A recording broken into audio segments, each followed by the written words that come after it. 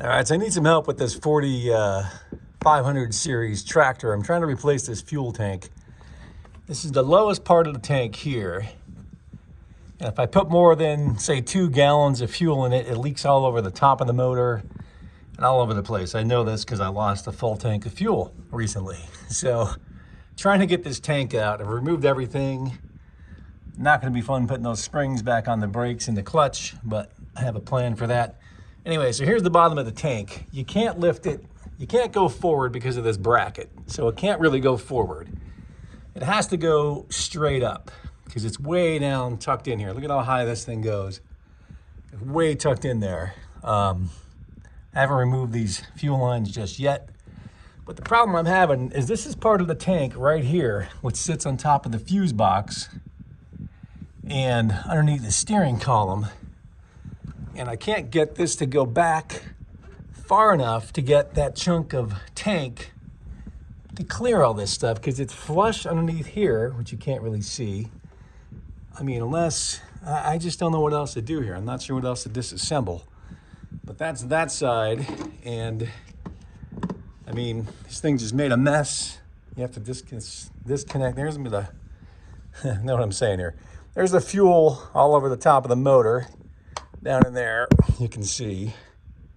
So it's not leaking from the fuel lines because the return line is up here. The main line is down here. And it's leaking on top of the motor. It's all over the valve cover, all over the top of the motor, etc. So I'm going around the front here, or the other side. You can see what's going on.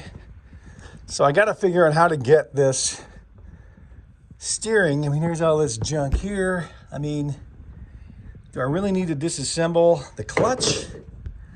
But I don't see how that's going to help me. These 2 screws here were a bugger to get out.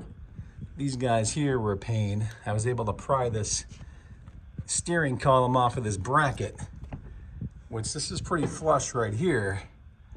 So it can't go back or forward. It has to go up. I don't know about all these hydraulic lines. So the steering are also here. And like I said, the steering column, there's 2 studs down here, which maybe if I pry it off of these 2 studs here, sorry about this barn is ridiculously dark to work in. There's 2 studs here, which hold the fuse box and the steering column on there. I mean, had they just been bolts that went straight down, I'd be in business, but they're not. They're studs that come up from the bottom. So I could try and pry this up and off those studs. But how much room do they give you with all this stuff here? I mean, that's the power reverser.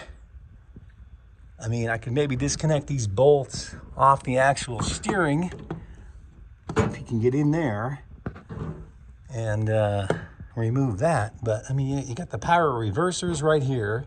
I mean, is this tractor ever going to work again? I don't know. But these hydraulic lines worry me. I don't know how much slack I have. They're hard lines. So look, any thoughts you guys have on how to get this tank out of this thing would be greatly appreciated, because I'm about to give up and just download the service manual and start from there, because this is as far as I got. So again, John Deere 4700 leaking fuel tank. It's $700 for a new tank, and they're hard to find. But I want to find out what caused this problem to begin with, because you know, it's been sitting for a month and just spontaneously decided to leak fuel, which would lead you to believe it was a mouse or something. But like I said, there's a return line at the top and there's a fuel line on the bottom, and it's leaking underneath here somewhere. Well, I mean, you could remove the muffler, but I don't think I want to deal with those exhaust bolts. But it's definitely leaking somewhere to get fluid. I mean, here, this is wet here, right there, and the you know, the fuel line is on the other side, but that's all fuel right there. Why couldn't it have been the starter? That's easy to change. So there's fuel leaking from the top of the engine block all the way down. Made a mess. Lost about probably 11 gallons at least, and then I sucked the rest out with my transfer pump. So all right, any advice you guys can give me on what else to do would be greatly appreciated. How much room is there to get the steering back? Should I use brute force and just pry that up? I don't know. All right, thanks for watching. Give me some thoughts if you can. And not sure this tractor is ever going to be the same after this.